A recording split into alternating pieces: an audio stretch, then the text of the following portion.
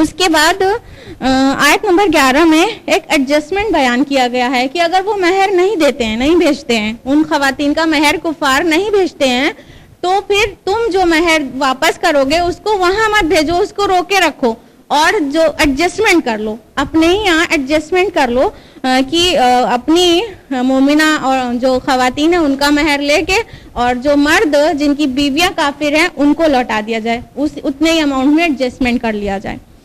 آیت نمبر 12 میں جو مہاجرات تھیں یعنی مسلمان عورتیں جو ہجرت کر کے آئی تھیں ان سے بیعت لینے کا حکم ہے کہ ان سے بیعت کر لیا کرو۔ اللہ کے رسول خواتین سے بیعت لینے میں ہاتھ کو ٹچ نہیں کرتے تھے۔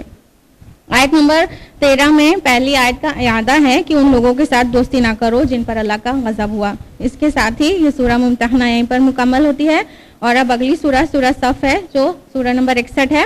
اس میں 2 رکوع اور 14 آیات ہیں۔ اس کا جو نام ہے وہ آیت نمبر 4 میں یقاتلون فی سبیلہ صفا فقرہ ہے، اس سے ماخوذ ہے کہ مضامین سے اندازہ ہوتا ہے کہ یہ جنگ احد کے بعد نازل ہوئی ہوگی 3 ہجری میں۔ مرکزی مضمون مسلمانوں کو اللہ کی راہ میں قتال کرنے پر ابھارنا ہے، قتال فی سبیل اللہ کے لیے یہ سورہ نازل ہوئی ہے۔ رکو نمبر 1 آیات 1 سے 9 پر مشتمل ہے۔ آیت نمبر 1 ہے سبح للہ ما فی السماوات و ما فی الارض وهو العزیز الحکیم۔ بار بار ہم نے بتایا۔ آیت نمبر 2 سے 3 میں ہے اے ایمان والو وہ بات کیوں کہتے ہو جو کرتے نہیں، اللہ کے نزدیک یہ سخت ناپسندیدہ حرکت ہے جو تم کہو وہ بات جو کرتے نہیں، یعنی بڑبولا پن کیوں کرتے ہو، جو بات کہتے ہو اس کو کرنے کی ہمت اور حوصلہ ہو تبھی بات منہ سے نکالا کرو۔ آیت نمبر 4 میں ہے ان اللہ یحب الذین یقاتلون فی سبیلہ صفا کانہم بنیان مرصوص، کہ اللہ تعالیٰ تو اس سے محبت کرتا ہے جو اس کے راستے میں لڑائی کرتے ہیں، جنگ کرتے ہیں صف بستہ ہو کر، جیسے سیسا پلائی ہوئی دیوار ہو۔ آیت نمبر 5 اور 6 میں ہے کہ جو ایمان اور اطاعت کا عہد کر چکنے کے بعد اللہ کی راہ میں جہاد کرنے سے جی چراتے ہیں وہ ایکچولی یہود کے نقش و قدم پر ہیں اور ان کا بھی وہی انجام ہوگا جو یہود کا ہوا۔ آیت نمبر 6 بہت اہم آیت ہے۔ اور جب عیسیٰ ابن مریم نے کہا اے بنی اسرائیل میں تمہاری طرف اللہ کا رسول ہوں اور تورات میں سے جو کچھ میرے سامنے موجود ہے اس کی تصدیق کرنے والا ہوں اور خوشخبری دینے والا ہوں ایک رسول کی جو میرے بعد آئے گا، اس کا نام احمد ہوگا، تو جب وہ ان کے پاس کھلی نشانیاں لے کر آیا تو انہوں نے کہا یہ تو صریح جادو ہے۔ عیسیٰ علیہ السلام نے اپنے حواریوں کو اپنے لوگوں کو بتایا تھا کہ میرے بعد ایک رسول آئے گا، اس کا نام احمد ہوگا۔ اور نیو ٹیسٹمنٹ میں آپ دیکھیے کہ گاسپل آف جان میں کئی جگہ کمفرٹر لفظ کے ساتھ ایک شخص کے آنے کا ذکر ہوا ہے، اور gospel of John chapter number 16 verse number 12 to 14 میں تو بہت واضح لکھا ہوا ہے کہ وہ مجھے ابھی آپ سے بہت کچھ کہنا ہے لیکن آپ ابھی وہ نہیں سمجھو گے، لیکن جب وہ آئے گا، وہ روح حق جب آئے گا، اسپرٹ آف ٹروتھ، وہ آپ کو بتائے گا اور وہ میری تعریف کرے گا اور وہ آنے والی چیزوں کے بارے میں بھی بتائے گا۔ تو یہ رسول اللہ صلی اللہ علیہ وسلم کی پیشن گوئی ہے۔ اور انجیل برنباس میں تو محمد اور احمد نام بھی موجود ہے چیپٹر نمبر 220 میں۔ آیت نمبر 8 میں ہے یہ چاہتے ہیں کہ اللہ کے نور کو اپنی پھونکوں سے بجھا دیں مگر اللہ اپنا نور کو مکمل کر کے رہے گا خواہ کافروں کو کتنا ہی ناگوار ہو، یعنی اللہ کے دین اور اسلام کو چاہتے ہیں ایسے ہی پھونک سے بجھا دیں گے، معمولی سے نہیں، اللہ تعالیٰ کو تو اسے پورا منور کر کے رہنا ہے۔ آیت نمبر 9 میں اور وضاحت ہے والذی ارسل رسولہ بالہدی ودین الحق لیظہرہ علی الدین کلہ ولو کرہ المشرکون، کہ وہی ہے، اللہ ہی ہے جس نے اپنے رسول کو دین حق اور ہدایت دے کر بھیجا تاکہ وہ اسے دنیا کے سارے مذاہب پر غالب کر دے، چاہے مشرکوں کو کتنا ہی برا لگے۔ تو یہ اللہ کا دین ہے جو غالب ہو کر رہنے والا ہے اور آنے والے دنوں میں پوری دنیا پہ غالب ہو جائے گا۔ رکو نمبر 2 آیات 9 سے 14 پر مشتمل ہے۔ آیت نمبر 10 سے 13 میں کمزور مسلمانوں کو صحیح راہ اختیار کرنے کی تلقین کی گئی ہے کہ منافقت کی روش چھوڑ دیں اور اللہ کی راہ میں جان و مال سے جہاد کریں، یعنی خیر اسی میں ہے کہ اللہ کی راہ میں جان مال دونوں سے جہاد کیا جائے۔ آیت نمبر 10-11 میں ہے اے اہل ایمان کیا تمہیں وہ تجارت بتاؤں جو تمہیں دردناک عذاب سے بچا لے؟ ایمان لاؤ اللہ اور اس کے رسول پر اور جہاد کرو اللہ کی راہ میں اپنے مال اور اپنے جان سے، یہ تمہارے لیے بہتر ہے اگر تم جانو۔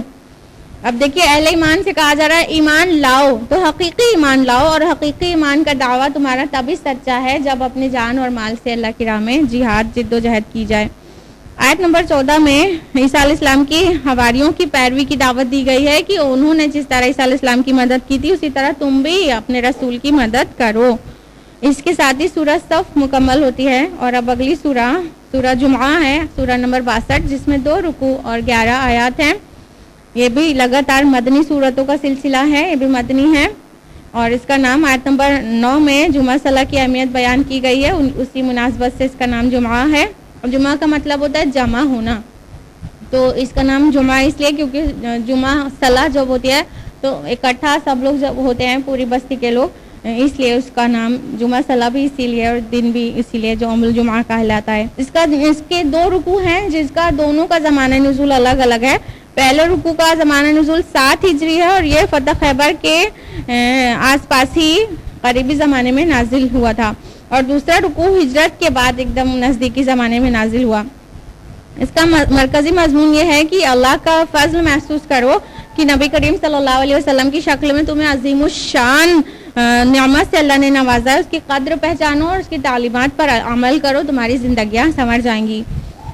اور سورہ جمعہ کے بارے میں ترمذی کی حدیث ہے کہ نبی کریم صلی اللہ علیہ وسلم جمعہ صلاح کو سورہ جمعہ اور سورہ منافقون پڑھایا کرتے تھے. اب باقاعدہ خلاصہ رکوع نمبر 1 آیت نمبر 1 سے 8 پر مشتمل ہے. آیت نمبر 1 ہے یسبح للہ ما فی السماوات و ما فی الارض الملک القدوس العزیز الحکیم. تسبیح بیان کرتے ہیں جو کچھ بھی آسمانوں میں اور جو کچھ زمین میں ہے، وہ بادشاہ ہے، پاک ہے، غلبے والا اور حکمت والا ہے. آیت نمبر 2 میں ہے کہ اس نے امیوں میں سے ایک رسول انہی میں سے اٹھایا جو ان کو اس کی آیتیں سناتا ہے، ان کا تزکیہ کرتا ہے اور انہیں کتاب اور حکمت کی تعلیم دیتا ہے. اس سے پہلے یہ لوگ کھلی گمراہی میں پڑے ہوئے تھے. یہ حضرت ابراہیم علیہ السلام کی دعا کا جواب ہے. ہم نے پہلے بھی آپ کو بتایا تھا یہ آیت قرآن میں 4 بار ریپیٹ ہوگی، 3 بار آ چکی تھی، اب آج 4تھی بار بھی آ گئی.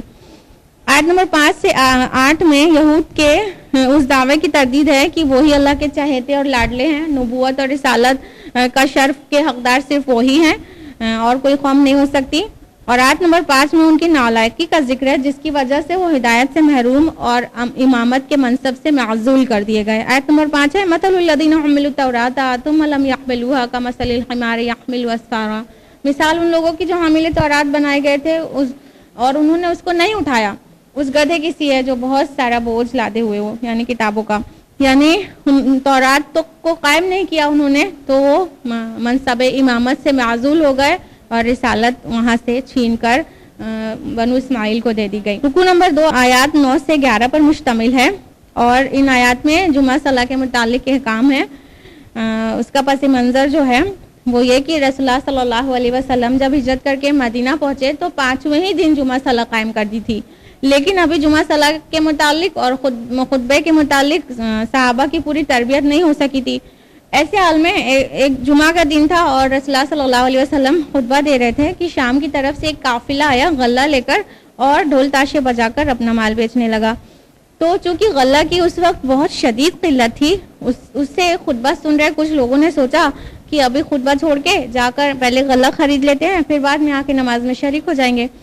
یہ بات اللہ تعالیٰ کو پسند نہیں آئی، تو یہ آیات نازل ہو گئی اور کہ خطبہ چھوڑ کے جانا بالکل غلط ہے. اور یہ اس میں تو نبی کا سوء ادب کا بھی پہلو ہے. یہ بے ادبی ہے کہ نبی کھڑا ہو کے خطبہ دے رہا اور پیچھے سے کوئی نکل گیا.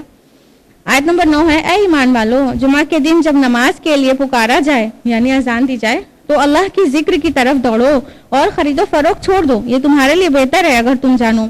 یعنی جمعہ کی اذان کے بعد سے لے کر جمعہ صلاح ہو جانے تک کا بزنس ایکٹیویٹیز ساری حرام ہے.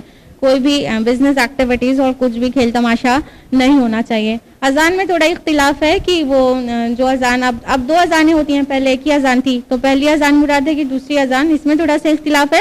لیکن بہرحال جمعہ کے دن اذان کے بعد کوئی بھی بزنس ایکٹیویٹی نہیں ہونا چاہیے اور اس بات سے لوگ بہت غافل ہیں. آیت نمبر 10 میں ہے پھر جب نماز ختم ہو جائے تو زمین میں پھیل جاؤ اور اللہ کا فضل تلاش کرو اور اللہ کا ذکر کثرت سے کرو تاکہ تم فلاح پاؤ. آیت نمبر 11 میں ہے انہوں نے جب تجارت اور کھیل تماشا ہوتے ہوئے دیکھا تو اس طرف لپک گئے اور تمہیں کھڑا ہوا چھوڑ دیا. ان سے کہو جو کچھ اللہ کے پاس ہے وہ کھیل تماشے اور تجارت سے بہتر ہے اور اللہ سب سے بہتر رزق دینے والا ہے. تو جب تک جو مسئلہ نہ ہو جائے تب تک کوئی بھی بزنس ایکٹیویٹی نہ ہو. اس کے بعد جب ہو جائے تو پھیل جاؤ پورے, پھر باقی دن کے وقت میں بزنس کا کام کرو, اللہ کا فضل تلاش کرو. اس کے ساتھ ہی سورہ جمعہ مکمل ہوتی ہے. اور اب سورۃ المنافقون سورہ نمبر 63 2 رکوع اور 11 آیات پر مشتمل مدنی سورہ ہے. اور شروع میں ہی پہلی آیت میں اذا جاءک المنافقون فقرہ ہے. اسی مناسبت سے اس کا نام بھی ہے اور اس کا عنوان بھی یہی ہے, منافقوں سے کی گفتگو کرنا. اور یہ اس وقت نازل ہوئی جب رسول اللہ صلی اللہ علیہ وسلم غزوہ بنو مصطلق سے فارغ ہو کر آئے, اور غزوہ بنو مصطلق 6 ہجری میں واقع ہوا تھا. اس کا مرکزی مضمون نفاق کا پردہ چاک کرنا ہے اور اس کی علامتیں اور علاج بتانا ہے. اس کا تاریخی پس منظر سمجھنا ہوگا. پہلے جب رسول اللہ صلی اللہ علیہ وسلم مدینہ پہنچے تو اوس اور خزرج کے لوگ آپس میں لڑ کر نڈال ہو چکے تھے, اور پھر ایک اپنا بادشاہ سلیکٹ کر چکے تھے, عبداللہ بن ابی بن سلول. اس کا مونگوں کا تاج بنا ہوا رکھا تھا, بس تاج پوشی ہونا باقی تھی کہ رسول اللہ صلی اللہ علیہ وسلم بے تاج بادشاہ کی حیثیت سے مدینے میں داخل ہو جاتے ہیں اور سارے مسلمانوں کی اٹینشن آپ کی طرف ہو جاتی ہے. اس کی وجہ سے عبداللہ بن ابی جو تھا اس کے اندر شدید نفرت پیدا ہو گئی رسول اللہ صلی اللہ علیہ وسلم سے, لیکن اس نے منافقت کی روش اختیار کی, زبان سے اسلام کا اظہار کیا اور اندر سے وہ انتظار کر رہا تھا کہ جب بھی اٹیک کرنے کی موقع لگا تب کریں گے. ایسے ہی صورتحال میں ہمیشہ کوئی نہ کوئی ریشہ دوانیاں رہتی تھیں عبداللہ بن ابی کی اور اس کے ساتھیوں کی. تو جب غزوہ بنو مصطلق سے فارغ ہو کر رسول اللہ صلی اللہ علیہ وسلم اور مسلمان واپس لوٹ رہے تھے, تبھی لشکر اسلام ایک جگہ پر ٹھہرا ہوا تھا, ایک بستی میں جہاں پہ کنواں تھا, اور وہاں پہ پانی کے موضوع پر جہجہ بن مسعود جو حضرت عمر کے غلام تھے اور مہاجر تھے, اور سنان بن ببر جو جس کا قبیلہ خزرج قبیلے کا حلیف تھا یعنی انصار میں سے تھے, دونوں میں جھگڑا ہو گیا. تو جہجہ نے آواز لگائی اے مہاجرین, اور سنان نے آواز لگائی یا انصار. جب اللہ کے رسول صلی اللہ علیہ وسلم نے یہ آواز سنی تو کہا یہ جاہلیت کی پکار کیسی ہے, تم لوگ کہاں اور یہ جاہلیت کی پکار کہاں, تم اسے چھوڑ دو, یہ بڑی گندی چیز ہے.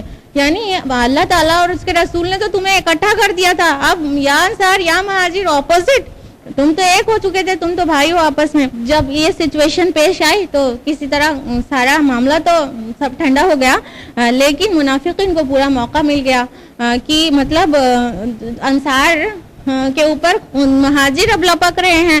تو عبداللہ بن ابی نے بہکانا شروع کر دیا لوگوں کو کہ اب یہ جو ہیں کنگلوں کے مددگار بن گئے ہو تم لوگ, اور ان کی مدد کرو گے. ان کی مثال تو ایسی ہے کہ کوئی اپنا کتا اس کو کھلا پلا کر موٹا کرے اور اسی کو بھوکے, اسی کو پھاڑ کھائے. اور اس نے یہ بھی کہا کہ اللہ کی قسم مدینہ پہنچ کر جو عزت والا ہے وہ ذلیل کو وہاں سے نکال باہر کرے گا. اس کے کہنے کا مطلب تھا عزت والا انصار اور ذلیل لوگ معاذ اللہ مہاجرین. تو جب اس نے یہ اسٹیٹمنٹ کہا تھا تو ایک نوجوان سے صحابی حضرت زید بن ارقم رضی اللہ عنہ وہاں پہ موجود تھے, انہوں نے رسول اللہ صلی اللہ علیہ وسلم سے جا کر بتا دیا کہ ایسا ہوا ہے.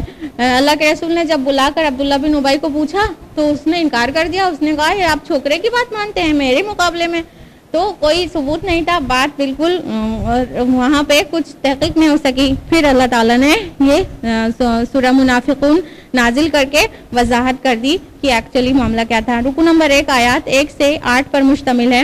آیت نمبر 1 میں ہے اے نبی جب یہ منافق آپ کے پاس آتے ہیں اور کہتے ہیں ہم گواہی دیتے ہیں کہ آپ یقیناً اللہ کے رسول ہیں, اور اللہ جانتا ہے تم اس کے رسول ہو, مگر اللہ گواہی دیتا ہے کہ وہ منافق جھوٹے ہیں. آیت نمبر 2 میں اتخذوا ایمانہم جنہ, انہوں نے اپنی قسموں کو ڈھال بنا رکھا ہے. تو یہاں پر نفاق کی علامت بیان کی گئی کہ یہ جھوٹے ہیں اور جھوٹی قسمیں کھاتے ہیں. آیت نمبر 3 سے 5 میں ان کے کردار اور ان کی اطوار کو بے نقاب کیا گیا ہے. آیت نمبر 6 میں ہے اللہ انہیں ہرگز معاف نہیں کرے گا. آیت نمبر 7 میں ہے یہ وہی لوگ ہیں جو کہتے ہیں رسول کے ساتھیوں پر خرچ کرنا بند کر دو تاکہ یہ منتشر ہو جائیں. آیت نمبر 8 میں ہے یہ کہتے ہیں ہم مدینہ واپس پہنچ جائیں تو جو عزت والا ہے وہ ذلیل کو وہاں سے نکال کر باہر کر دے گا. اللہ تعالیٰ نے وحی کے ذریعے ساری حقیقت کو کھول کے رکھ دیا. رسول اللہ صلی اللہ علیہ وسلم نے حضرت زید رضی اللہ عنہ کا کان پکڑ کر فرمایا لڑکے کا کان سچا تھا. اس کے بعد رکو نمبر 2 آیات 9 سے 11 پر مشتمل ہے جس میں نفاق کا ٹریٹمنٹ بتایا گیا ہے. قرآن نے بارہا نفاق کو مرض کہا ہے. فی قلوبہم مرض، ان کے دل میں بیماری ہے، تو اس کا ٹریٹمنٹ یہاں پہ مرض کا بتایا گیا ہے۔ آیت نمبر 9 میں پریونٹیو ٹریٹمنٹ ہے کہ اس بیماری سے بچا کیسے جائے۔ یا ایھا الذین آمنوا لا تلھکم اموالکم واولادکم عن ذکر اللہ، اے لوگو جو ایمان لائے ہو، تم کو تمہارے مال اور اولاد اللہ کی یاد سے غافل نہ کر دیں۔ تو اللہ کا ذکر جس دل سے جائے گا، پھر مال اور اولاد کی محبت اتنی بڑھ جائے گی تو وہی نفاق کی ڈیزیز کا انفیکشن ہونے کی وجہ بنے گا۔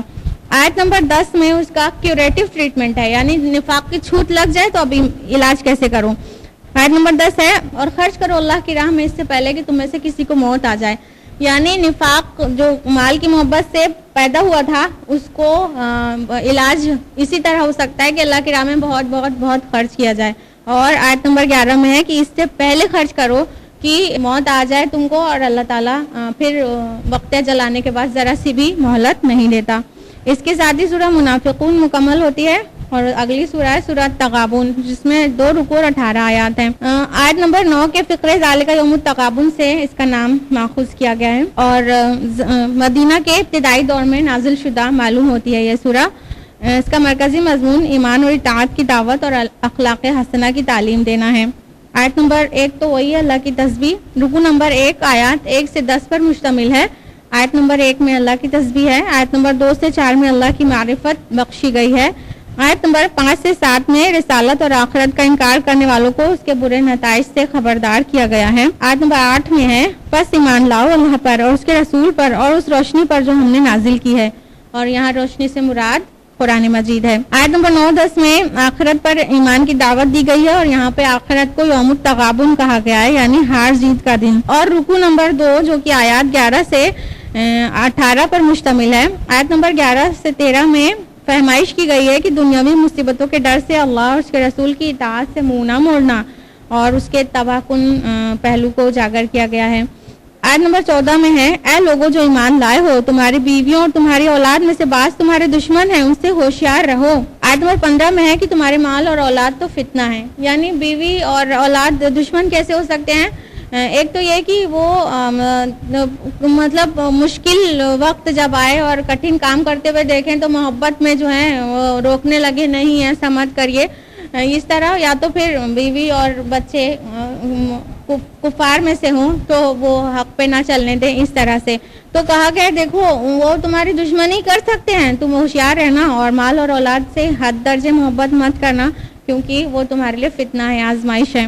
آیت نمبر 16 میں ہے، جہاں تک تمہارے بس میں ہو اللہ کا تقوی اختیار کرو اور سنو اور اطاعت کرو اور اپنا مال خرچ کرو۔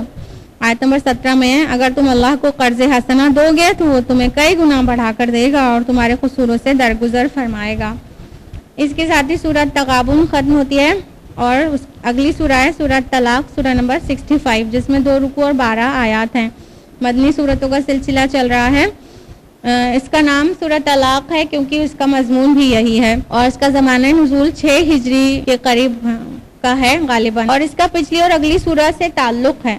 سورہ تغابن کے آیت نمبر 14-15 میں ہم نے بتایا کہ مال اور اولاد کو آزمائش کہا گیا ہے، اور سورہ تغابن کے بعد جو 2 صورتیں سورہ طلاق اور تحریم میں اس نازک مسئلے کی وضاحت ہے۔ وہ کیا؟ سورہ طلاق میں یہ بتایا گیا ہے کہ اگر بیوی کی سے کسی سبب سے نفرت ہو جائے تو حدود الہی کی پابندی کس طرح سے کی جائے، اور سورہ تحریم میں یہ واضح کیا گیا ہے کہ اگر بیوی سے بہت زیادہ محبت ہے تو حدود الہی کی پابندی کرنے کی کوشش تب بھی کرو۔ رکوع نمبر 1 آیات 1 سے 7 پر مشتمل ہے۔ آیت نمبر 1 میں ہے، اے نبی جب تم عورتوں کو طلاق دو تو ان کی عدت کے لیے دو اور عدت کا شمار کرو، اور اللہ سے ڈرو جو تمہارا رب ہے، اور ان کو ان کے گھروں سے نہ نکالو اور نہ وہ خود نکلیں، الا یہ کہ وہ کھلی بدکاری کی مرتکب ہوں۔ یعنی عورتوں کو عدت پوری کرنے کے لیے طلاق دو ایسے ٹائم پہ جب وہ عدت جہاں سے شمار ہو سکتی ہو، اور یہ کہ دوران عدت اپنے گھر میں رکھو اور ان کو نہ نکالو، نہ بیویاں خود گھر سے نکلیں۔ آیت نمبر 2 میں ہے، جب وہ اپنی عدت کو پہنچ جائیں تو انہیں معروف طریقے پر روک لو یا معروف طریقے پر جدا کر دو، اور اپنے میں سے 2 عادل آدمیوں کو گواہ بنا لو۔ یعنی اگر رجوع کرنے کا فیصلہ ہے تو بھی معروف طریقے سے ہونا چاہیے، اور علیحدگی کا فیصلہ ہے تو بھی معروف طریقے سے، ظالمانہ طریقے سے نہیں ہونا چاہیے۔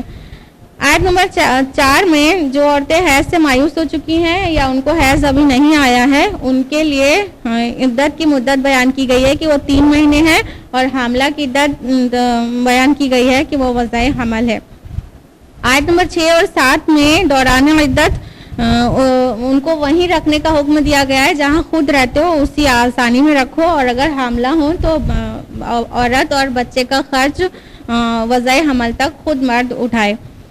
رکن نمبر 2 جو کہ آیات 8 سے 12 پر مشتمل ہے، اس میں مسلمانوں کو تنبیہ ہے کہ اللہ اور اس کے رسول کی نافرمانی نہ کریں، جو بھی ایسا کرتا ہے اس کے اوپر اللہ کا عذاب آتا ہے۔ اس تاریخ میں اس کی بہت ساری مثالیں موجود ہیں، اس لیے اللہ تعالیٰ نے تم پر بہت بڑا احسان کیا ہے، تم پر قوانین اپنے واضح کر کے، اس لیے جو عائلی قوانین یعنی فیملی لاز دیے جا رہے ہیں ان کی پابندی کرو۔ اس کے ساتھ ہی سورہ طلاق ختم ہوتی ہے اور سورہ تحریم سورہ نمبر 66 شروع ہوتی ہے، جس میں 2 رکوع اور 12 آیات ہیں۔ پہلی آیت میں نبی کریم صلی اللہ علیہ وسلم کے ایک حلال چیز کو اپنے اوپر حرام کرنے کا پر احتساب ہوا ہے، اس مناسبت سے اس کا نام سورہ التحریم ہے، اور یہ غالباً 9 ہجری میں نازل ہوئی ہے۔ اس کا مرکزی مضمون ازواج سے محبت میں اس قدر غلبہ نہ پیدا ہو جائے کہ اللہ کی حدود قائم رکھنا دشوار ہو جائے، اور یہ بھی ہے کہ اپنے گھر والوں کو آخرت کے انجام سے بچانے کی کوشش کرو۔ رکن نمبر 1 آیت نمبر 1 سے 7 پر مشتمل ہے۔ آیت نمبر 1 ہے، اے نبی تم اپنی بیویوں کی رضامندی کی خاطر اس چیز کو کیوں حرام کرتے ہو جو اللہ نے تمہارے لیے حلال کر دی ہے۔ اس کے لیے 2 روایات ہیں، ایک ماریہ قبطیہ اور دوسرا شہد، اور بعض مفسرین کے نزدیک یہ قابل قبول نہیں ہے۔ بہرحال اللہ تعالیٰ نے وضاحت نہیں کیا ہے کہ کس چیز کو نبی صلی اللہ علیہ وسلم نے حرام کیا تھا اپنے اوپر، تو اس لیے ہمیں بھی قرید نہ ہی کریں تو ہی بہتر ہے۔ اور آیت نمبر 2 میں ہے کہ اگر ایسی کوئی قسم کھا بیٹھو کسی چیز کو حرام کرنے کا تو لازم ہے کہ اسے توڑ دو اور قسم کا کفارہ ادا کرو۔ آیت نمبر 3 میں ہے، اور جب نبی صلی اللہ علیہ وسلم نے اپنی بیویوں سے راز میں ایک بات کہی تھی تو پھر اس بیوی نے اسے ظاہر کر دیا اور اللہ نے نبی کو اس سے باخبر کر دیا۔ یہ راز بھی قرآن نے راز رکھا ہے، اس لیے راز ہی رکھا جائے تو بہتر ہے۔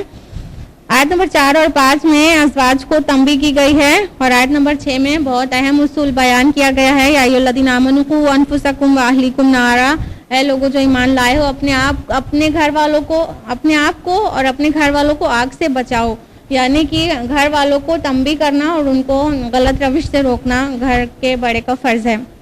رکن نمبر 2 آیات 9 سے 12 پر مشتمل ہے۔ آیت نمبر 8 میں ہے، اے اہل ایمان اللہ کے حضور توبہ کرو اور خالص توبہ کرو۔ آیت نمبر 9 میں کافروں اور منافقوں کے خلاف جہاد کرنے کا حکم ہے۔ آیت نمبر 10 میں کافروں کے لیے نوح علیہ السلام اور لوط علیہ السلام کی بیویوں کی مثال بیان کی گئی ہے۔ آیت نمبر 11 میں مسلمانوں کے لیے فرعون کی بیوی کی مثال بیان کی گئی ہے، اور ان دونوں مثالوں سے حقیقت کو واضح کرنا ہے کہ اللہ کے یہاں کام آنے والی چیز انسان کا خود کا اپنا ایمان اور عمل ہے۔ اس کے ساتھ ہی سورہ تحریم مکمل ہوتی ہے اور 28واں پارہ بھی۔ الحمدللہ 28 پارے مکمل ہو چکے ہیں۔ ربنا تقبل منا انک انت السمیع العلیم۔ والسلام علیکم ورحمۃ اللہ وبرکاتہ۔